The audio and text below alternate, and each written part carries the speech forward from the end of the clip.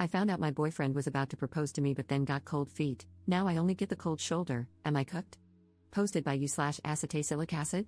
I, 26F, have been with my boyfriend John, 29M, for 5 years. We have a pretty awesome relationship, great communication, fun, easygoing, with good chemistry. We've always talked about getting married, and I had no doubts that we would be getting engaged very soon.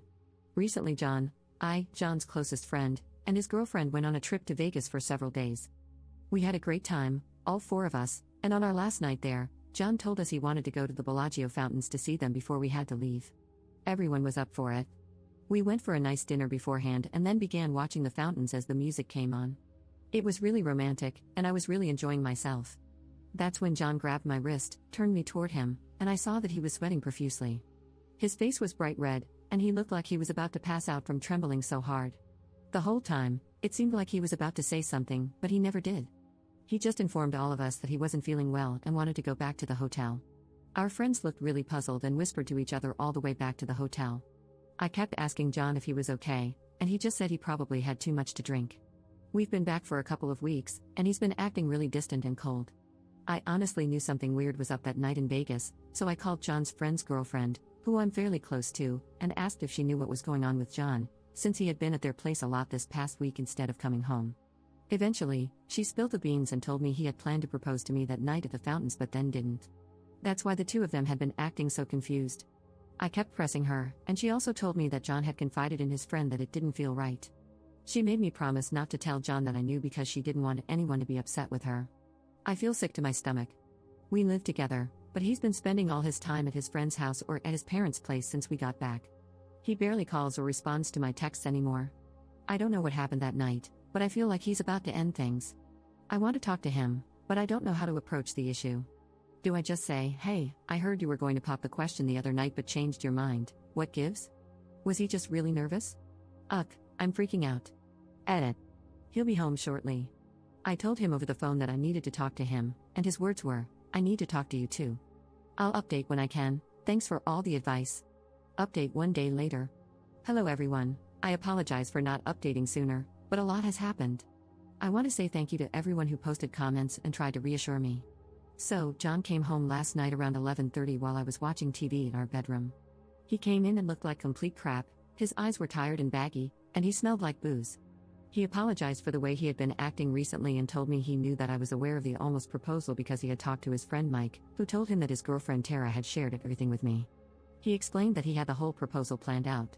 He was going to pop the question while Tara and Mike took pictures, and then we would return to a romantic, more expensive room in our hotel, which Mike and Tara ended up staying in that night to keep me from realizing John had planned to propose. They switched key cards while I was walking back. He then told me what I was afraid of, it just didn't feel right. I was looking at you, and it just wasn't what I wanted. Ouch. He explained that he had been nervous ever since he bought the ring, but thought those feelings would go away once he actually proposed. In the moment, though, he realized it wasn't what he wanted and felt it would be better not to ask me to marry him because he knew it wasn't what he wanted in the long run.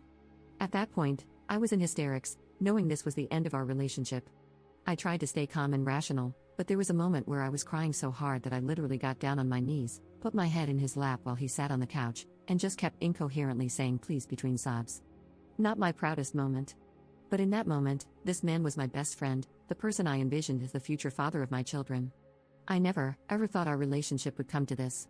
He ended things with me last night because it didn't feel right, and that's all he could say, over and over, it just doesn't feel right anymore. I can't see myself with you.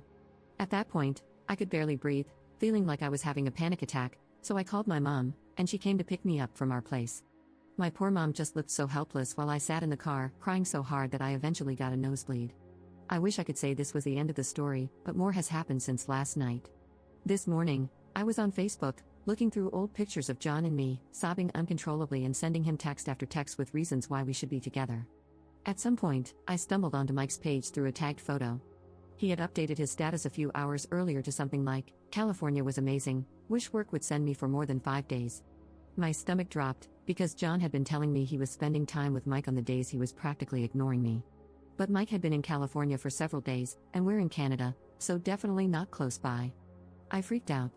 I called Mike from my house phone, and when he answered, I said, "Hey, it's up." All he could say after a few seconds of silence was, "Fudge." Basically, Mike has been covering for John while John has been spending time with the girl he's apparently been sleeping with for the past 6 months. I know this girl, John works with her, and she's always been really sweet to me whenever I've seen her at John's work-related events. Mike told me that John confessed he was falling in love with her, and this was after the incident in Vegas. John has been spending almost all of the past 2 weeks with her.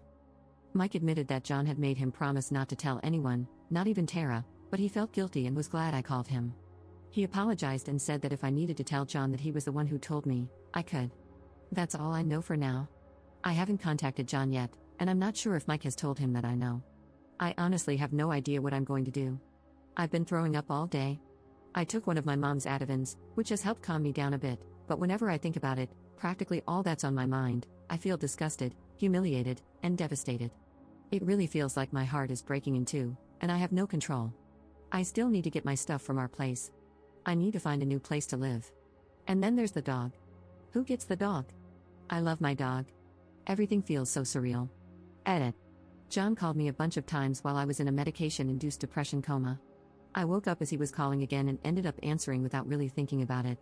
He was crying, apologizing. I guess Mike told him that I knew, and saying he was confused. He asked me where I was, and I lied, saying I was with my sister an hour away at her place. I asked if he was with her, and he said yes, but that he'd be home tomorrow, so could I please meet him at our house to talk about things? I said sure. A little while ago, I asked my mom to drive me to our place, and I kidnapped my dog, bringing her back with me. I'm feeling much, much better. And I'm definitely not meeting him tomorrow. You guys, I didn't think it would help this much to ask for advice, but I've read every single comment, and honestly, I feel 1,000 times better than I did just a few hours ago. Thank you so much. I feel so different, it's weird, but in the best way.